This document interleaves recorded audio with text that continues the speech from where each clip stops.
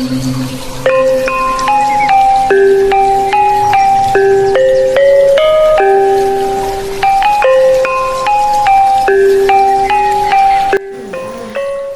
Duku Paruk nama buku ini. Meskipun sudah diterbitkan sejak 2003, akhirnya baru sekarang kami membaca buku yang ditulis oleh Ahmad Tohari ini. Terlambat? Menurut kami tidak ada kata terlambat untuk membaca. Di sini kami akan mereview buku Ronggeng Duku Paruk berdasarkan apa yang telah kami baca. Dikutip dalam buku Ronggeng Duku Paruk halaman 141. Dalam hidup ini orang harus menerima pandum, ikhlas menerima jatah yang manis atau jatah yang pahit. Buku Ronggeng Duku Paruk terdiri dari 3 bagian, yaitu Ronggeng Duku Paruk, Lintang Kemukus Dini Hari, dan Jentera Biang Lala. Pada Ronggeng Duku Paruk mengisahkan tentang perjalanan Serintil dari awal dan selama menjadi seorang ronggeng. Sedangkan pada Lintang Kemukus Dini Hari mengisahkan perihal Rasus yang menjadi tentara dan soal datangnya komunis ke Duku Paruk. Untuk bagian Jentera Biang Lala mengisahkan tentang Serintil yang bekas tahanan ingin menjadi ibu rumah tangga.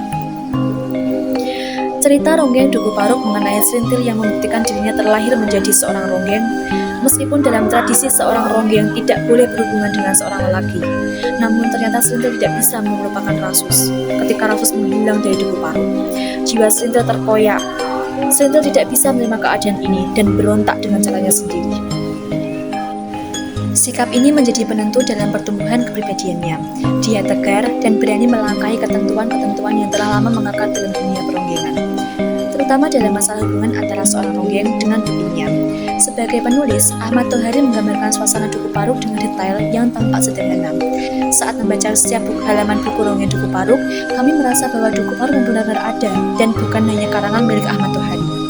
Penceritaan kehidupan ronggeng di Duku Paruk pun sangat jelas, mulai dari Serintil yang baru memasuki dunia ronggeng hingga pengalamannya melakukan segala macam ritual sebelum menjadi ronggeng dan hingga menjadi ronggeng. Jiwa yang sudah mampu tersenyum dan tertawa adalah jiwa yang mulai menangkap makna bertahan hidup. Dikutip dalam isi buku halaman 284. Dari seluruhnya, kami paling tertarik dengan tragedi 1965 yang disisipkan di dalam cerita Ronggeng Duku Paruk ini. Ada keprihatinan yang hadir saat melihat peristiwa itu terjadi di Duku Paruk. Kebodohan dan kemelaratan Duku Paruk membuat orang-orangnya terjebak dalam organisasi komunis tanpa diketahuinya.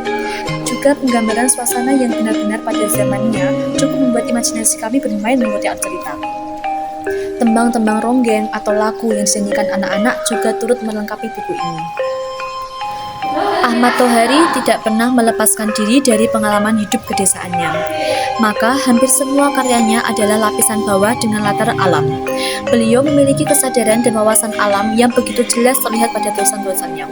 Seperti halnya Ahmad Tohari, kami pun lebih menyukai suasana desa dibandingkan gemerlapnya ibu kota. Bagi kami, di desa lebih tenang dan dapat lebih dekat dengan yang menciptakan bumi. Menyerah kepada kunci waktu adalah kelemahan dan keputusasaan yang harus dibuang jauh. Ronggeng Duku Paruk halaman 277. Novel ini sempat dilarang peredarannya. Konon katanya ada hal-hal tabu yang bisa mengancam pemerintahan pada masa itu. Mungkin itu sebabnya kami baru bisa mendapatkan buku Ronggeng Duku Paruk sekarang. Penasaran, kenapa dulu novel ini dulunya dilarang? Setelah baca ternyata tidak ada yang mengkhawatirkan seperti kebanyakan pendapat orang. Justru, novel ini representasi kehidupan masyarakat Indonesia di zaman pasca kemerdekaan, di zaman ketika Indonesia mengalami pergolakan politik yang cukup pelik. Kalau tidak ada novel-novel seperti ini, kita tidak tahu bagaimana rupa sejarah Indonesia yang sebenarnya. Yang kita tahu hanya dari buku-buku sejarah Indonesia sekolah saja. Bagi yang belum membaca, buku Ronggeng Duku Paruk ini sangat direkomendasikan, terutama jika kamu menginginkan bacaan yang berkualitas. Selamat membaca!